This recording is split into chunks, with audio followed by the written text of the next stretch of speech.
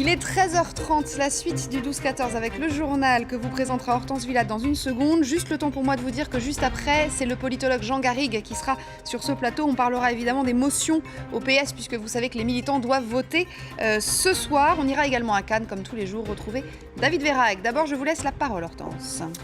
Et à la une de l'actualité, Bénédicte bien sûr Palmyre aux mains de l'État islamique après plusieurs jours de combat avec les forces de l'armée syrienne. Les djihadistes s'en sont emparés, une prise stratégique pour Daesh. Les syndicats reçus au siège de l'AP-HP, les personnels des hôpitaux de Paris sont en grève au centre de leur grogne, le grand chantier sur leur temps de travail lancé par leur directeur. Et puis à la fin de ce journal, nous irons à New York où un monstre de la télévision américaine a dit adieu à son public. Et on commence donc par l'inquiétude qui grandit autour de Palmyre dans le désert de Syrie. Le site archéologique est désormais totalement sous contrôle de l'État islamique. Les djihadistes se sont emparés après plusieurs jours de combat. Palmyre, vous le savez, c'est cette oasis carrefour entre civilisation gréco-romaine et influence de la Perse. Site classé bien sûr au patrimoine mondial de l'humanité par l'UNESCO. Les derniers développements avec Benoît Cristal. La cité antique de Palmyre, transformée en champ de bataille. Ces images ont été filmées il y a 2 jours. L'armée syrienne bombardait encore les djihadistes depuis le site archéologique. La nuit dernière, elle a retiré toutes ses troupes. Les combattants de Daesh sont partis à l'assaut de la ville il y a 1 semaine. Équipés d'armes lourdes, de tanks, de lance-roquettes, ils contrôlent maintenant toute la ville. Et ils pourraient dynamiter ce site gréco-romain d'une valeur inestimable, comme ils l'ont fait par le passé avec d'autres trésors archéologiques. Il faut que le Conseil de sécurité de l'ONU réagisse. Il faut que les leaders politiques, mais aussi les leaders religieux, lancent un appel clair afin d'empêcher la destruction de Palmyre. Les colonnes de Palmyre ne sont pas le seul objectif de Daesh. Le groupe terroriste prend le contrôle d'une ville de 50 000 habitants et de sa prison. Les djihadistes dominent près de la moitié de la Syrie désormais. Palmyre, au centre, permet d'accéder rapidement à l'ouest du pays et surtout à la capitale, Damas, située à 250 km. Le long de ces routes, le groupe Daesh a d'ailleurs pris possession de plusieurs terminaux gaziers, le véritable nerf de la guerre pour les terroristes. Les djihadistes ciblés et touchés par l'armée française au Mali, 4 terroristes ont été tués dans la nuit du 17 au 18 mai dans le nord du pays. Parmi eux, 2 des principaux chefs d'AQMI et en Sardine. Ils sont responsables de nombreuses attaques contre les forces internationales. Un des hommes abattus était aussi lié à l'enlèvement et au meurtre des journalistes de RFI, Ghislaine Dupont et Claude Verlon.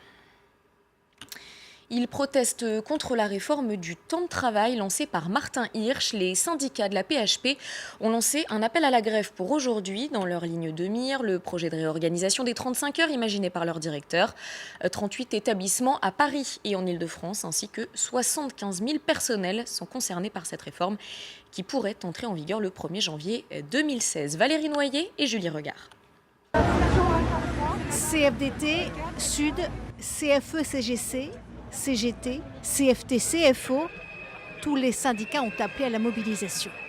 Tous ensemble, tous contre la diminution des jours de récupération. Si nous avons des RTT, c'est que les équipes sont obligées de se chevaucher. Pour se chevaucher, c'est pas un confort le chevauchement. C'est pour, encore une fois, la qualité et la transmission des soins. On est aujourd'hui dans une non-reconnaissance de la pénibilité. Nous ne soignons pas des boulons, nous soignons des êtres humains. La PHP, ce sont 38 établissements. Sans les médecins, ce sont quelques 75 000 employés qui ne peuvent prendre leur jour de récupération faute de personnel.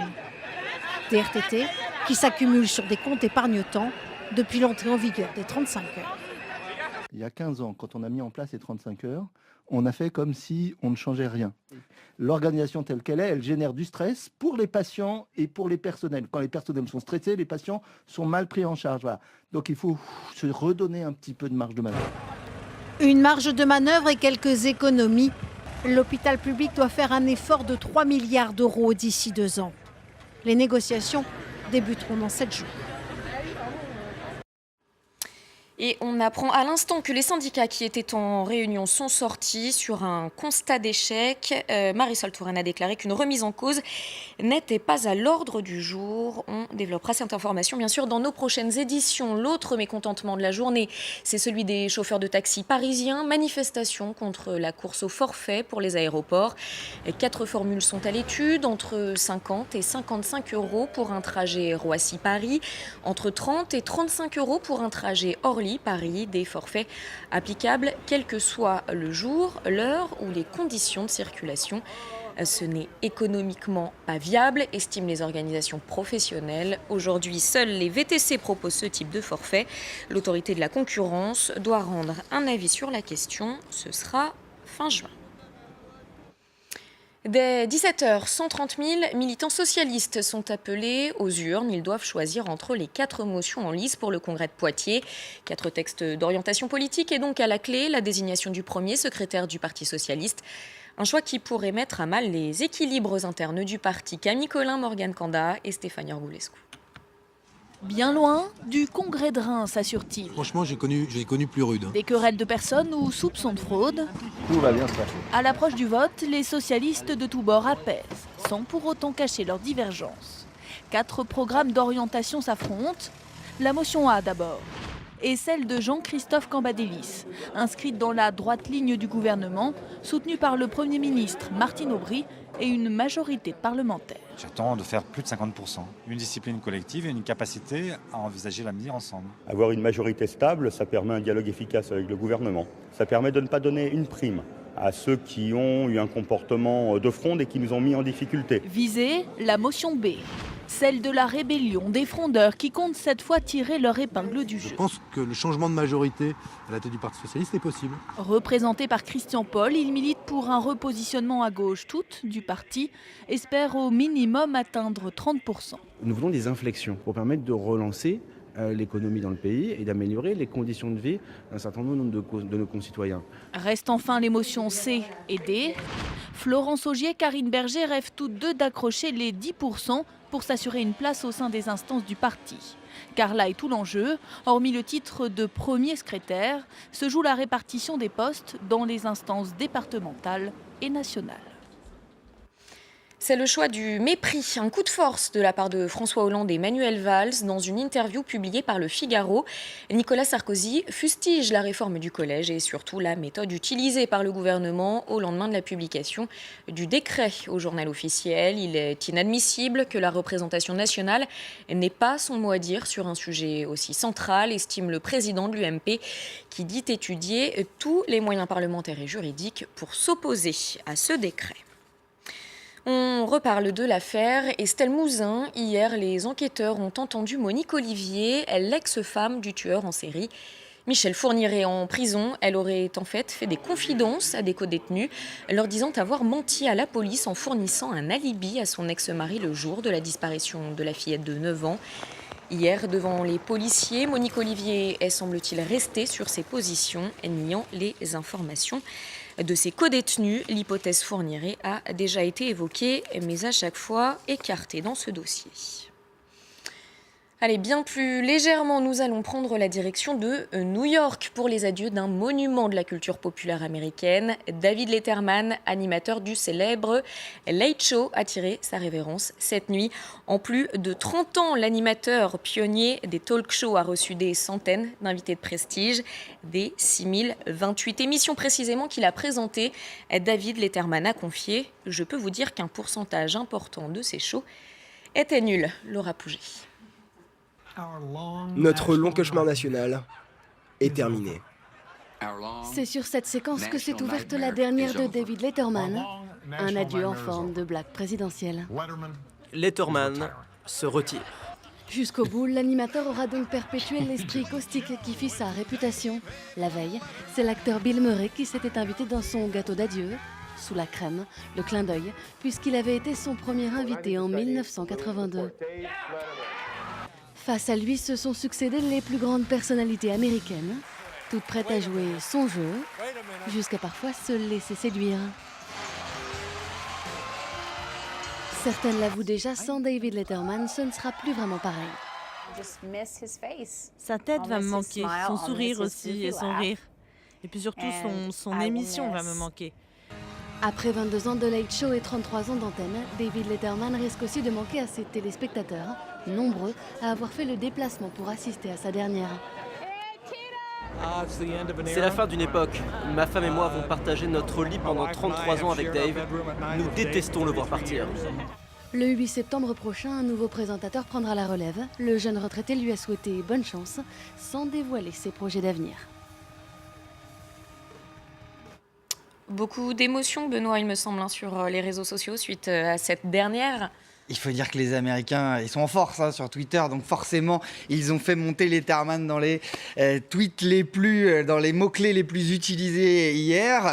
Des stars, bien sûr, qui s'en souviennent comme de leur première télé. Jennifer Lawrence essaye de la rattraper en disant « Ne fais pas ça, personne n'en a marre de toi, c'est tout dans ta tête ». Mais rien n'y a fait, ça n'a pas suffi. Reese Witherspoon aussi lui fait un petit bisou d'au revoir avec cette photo souvenir de sa loge du Late Show. Chris Rock prévient que c'est lui désormais qui va présenter l'émission, mais c'est bidon, on le sait, enfin après des paris et un temps de suspense, c'est Stephen Colbert qui va présenter le Late Show. Howard Stern, le boss des médias, lui fait aussi un petit coucou pour cette dernière en postant cette photo. Oprah Winfrey, autre monstre sacré de la télé US, se souvient qu'elle était toujours bien reçue, qu'elle avait ses petits pop-corn à la truffe. Et oui, c'est préféré, dit-elle. On ne se refuse rien. Je savais même pas que ça existait. D'autres sortent les dossiers. J'en ai quand même trouvé un de grinçant qui disait 33 ans de talk show, 0 émission en direct, 0 impro et des questions-réponses écrites par une centaine d'auteurs. C'est vrai, c'est la télé en même temps. Et c'est ce qui fait qu'il y avait un rythme de fou et que autant de téléspectateurs ont accroché pendant aussi longtemps. Nous, on est en direct et on improvise plein de choses. Ouais, voilà, ça c'est vrai. Benoît, j'ai une petite question intime à vous poser. Oui. Votre femme, vous la préférez sur des talons hauts ou à plat? Plat. Il est perturbé. Parce que je suis pas très grand. Bon, alors, toujours est-il que talons hauts ou talons plats, on en a beaucoup parlé puisqu'il semble qu'à Cannes, mardi, il y a eu un talon gate. Une polémique s'est emparée du tapis rouge après que plusieurs invités aient été refoulés des projections faute d'être suffisamment perchés. Alison Tassin nous raconte tout.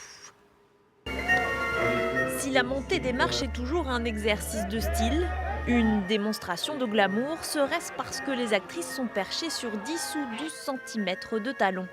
C'est en tout cas le sujet qui agite la Croisette. Selon un journal anglais et ses témoignages sur Twitter, les femmes en chaussures plates se seraient vues refuser l'accès à des projections. C'est interdit. Je vais porter des chaussures plates maintenant pour ça. Les femmes devraient pouvoir porter ce qui leur convient. Dans le guide de l'invité parfait du festival pourtant, point de talons mentionné, mais l'exigence d'un costume ou d'une tenue de soirée pour les projections sur invitation. Dans le doute, certaines ont tenté de brouiller les pistes, mais l'étonnement est général. Franchement, tout le monde devrait porter des chaussures plates. On ne devrait pas porter des talons hauts. Je préfère être en basket, mais oui, c'est vraiment décevant. En signe de protestation, Benicio, Josh et moi monterons les marches en haut talons ce soir. Après avoir démenti la rumeur, le directeur du festival a finalement reconnu un petit moment de zèle. Dans cette histoire, la palme revient aux réseaux sociaux avec ce modèle de talon qui pourrait devenir la tendance sur le tapis rouge. Génial ces palmes là à talons. Très joli avec votre petit haut bleu marine. Ouais, et puis moi j'en ai besoin des talons, donc je prends. David Vérac nous attend sur la Croisette dans une seconde. Une toute dernière info avant le rappel des titres. Je voulais vous dire que Xavi Hernandez, le capitaine du FC Barcelone, va quitter son équipe pour partir où ? Au Qatar. Alors il était très triste, il avait des larmes dans les yeux quand il l'a annoncé. Il a dit mon objectif c'est de revenir, soit comme entraîneur, soit à un autre poste. Donc voilà. 17 saisons quand même. 17 saisons au Barça, vous qui êtes fan de foot, pour ça vous avez craché une petite larme également. Évidemment. Il est 13h44. Merci Hortense, c'était un plaisir. Vous êtes là demain ou pas ? L'après-midi. Bon alors vous n'êtes pas avec nous demain. Très bien, 13h44. Dans une seconde, Jean Garrigue, le politologue, est avec nous. On va parler des motions au PS puisque les militants vont voter ce soir. A priori, c'est celle de Jean-Christophe Cambadélis qui arrivera en tête, mais reste à savoir avec quelle avance. Le premier secrétaire, lui, sera désigné la semaine prochaine. La ville de Palmyre est maintenant entièrement aux mains de l'État islamique. Les djihadistes, manifestement, n'ont pas rencontré beaucoup de résistance. Cette cité antique est un trésor. Les archéologues, évidemment, sont très inquiets. Et puis prendre Palmyre, c'est également avoir une grande porte ouverte sur le désert qui regorge de pétrole.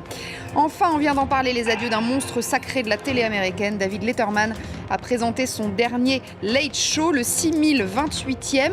Le Late Show de David Letterman, c'était l'émission culte de CBS. Parmi les centaines de personnalités prestigieuses qu'il a reçues, 4 présidents américains tout de même.